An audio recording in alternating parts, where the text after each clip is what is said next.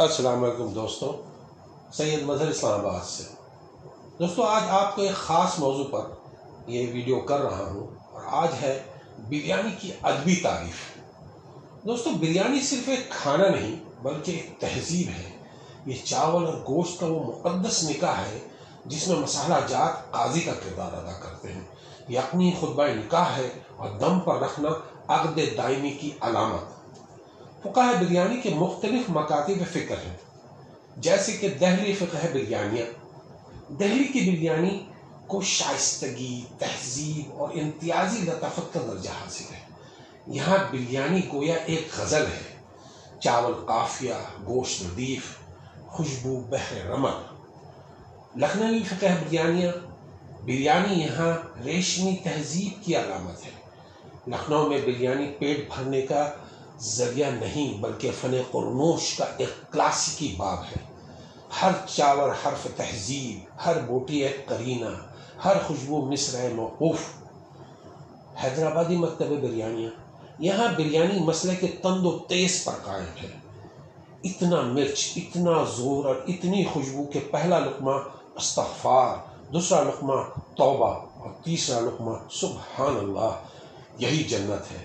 کلکتوی مکتب بریانیہ، یہاں فقہی انحراف کی انتہا ہو چکی ہے۔ آلو کو بریانی میں داخل کر کے جو فتنہ اور بدعت برپا کی گئی ہے وہ فقہ ذائقہ کے نزدیک ایسا ہی ہے جیسے نماز میں پتنگ اڑانا۔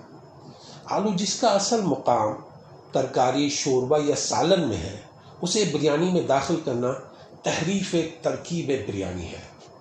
کراچی مکتب بریانیہ، کراچی کی بریانی اشتہاد جرری کا شاہکار ہے۔ اس کا جو مسالہ ہے وہ جگر کو جھنجھوڑتا ہے۔ گوشت ایسا نرم کہ فقہ مالکیہ بھی اش اش کر اٹھے۔ کراچی کی بریانی اگر بغیر رائتے ہو تو وہ قصف فی الفتویٰ ہے۔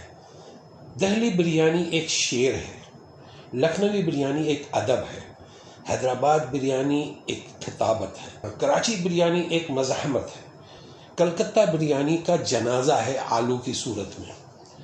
لکھنوی بریانی فرماتا ہے جس بریانی میں نزاکت نہ ہو، جس میں یخنی کا ذوق نہ ہو، جہاں گوشت اور چاول آنگ نہ ہو، وہ کھانا نہیں فقہ تغافل ہے۔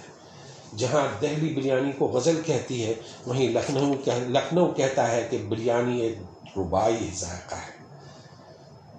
پہلا مصرع خوشبو، دوسرا مصرع یخنی، تیسرا مصرع گوشت اور چوتھا مصرع چاول کی تہ پہ رباعی جب دم پر آئے تو دل بھی دم بخود ہو جائے۔ دوستو، بریانی کو ایسے کھانا چاہیے جیسے غالب کا دیوان پڑھ رہے ہیں، آہستہ آہستہ، انہماک سے۔ چاول چبائے نہیں جاتے، محسوس کیے جاتے ہیں۔ آلو بریانی نہیں، فتنے کی ابتدا ہے۔ بریانی میں آلو ڈالنا ایسے ہی ہے جیسے خطبہ جمعہ میں لطیفہ سنانا۔ بہت شکریہ دوستو، اپنا اور اپنے آس پاس کے لوگوں کا بہت خیال رکھیے گا، اور خاص کر ان لوگوں کا بہت خیال رکھیے گا جن کا کوئی خیال نہیں رکھتا۔ اللہ تعالیٰ بھی آپ کا بہت خیال رکھے گا۔ السلام علیکم ورحمۃ اللہ وبرکاتہ۔